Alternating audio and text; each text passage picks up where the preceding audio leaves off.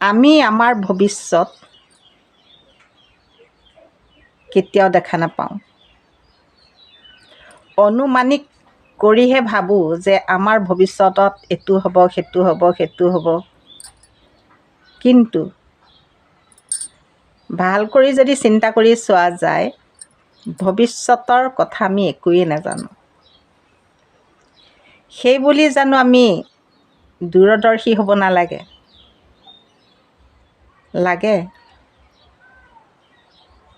দূৰদৰ্শিতাই মানুহক একো নিদিলেও মনত শান্তি দিয়ে। কাৰণ মই ভৱিষ্যতলৈ কৰিছিলোঁ, কিন্তু নহ'ল। কমচে কম শান্তি পোৱা যায়। যদি আমি একো নকৰোঁৱেই,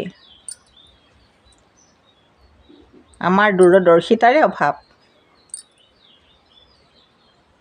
তেতিয়াহ'লে দহেও আমাক ক'ব আপুনি কি কৰিলে।